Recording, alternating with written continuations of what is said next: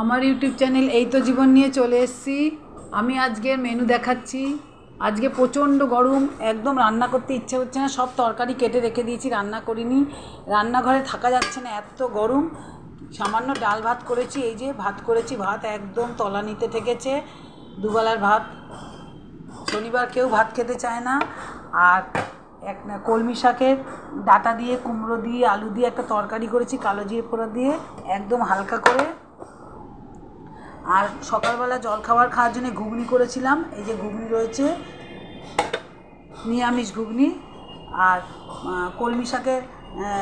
কলমি শাক দিয়ে ডাল করেছি, মটর ডাল, এই যে মটর ডাল কলমি শাক দিয়ে করেছি। আর এই যে এটা স্যালাড। আজকে এত গরম, কিচ্ছু রান্না করতে ইচ্ছা করছে না। এঁচড় টেচড় সব এনেছিল, সব কেটে কেটে রেখে দিয়েছি, কিচ্ছু করিনি, কালকে করব।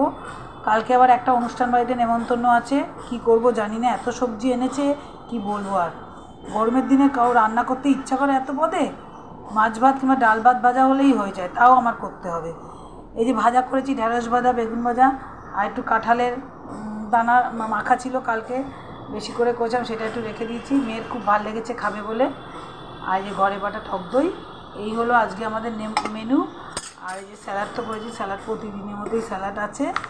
আজকে এই মেনু। আজকে এত গরম পড়েছে যে আমি কিচ্ছু রান্না করতে পারিনি, সব কেটে কেটে রেখে দিয়েছি ফ্রিজে রেখে দিয়েছি। ও কবে করবো জানি না। এঁচড় নিয়ে এসছে, পটল নিয়ে এসছে, কিছু বাদ রাখিনি, আর যা পেয়েছে বাজারে সব নিয়ে চলে এসছে। এই আমার আজকের মেনু। আজকে আর রান্না করতে ইচ্ছা করছি না, এখন আমি চান করতে যাব।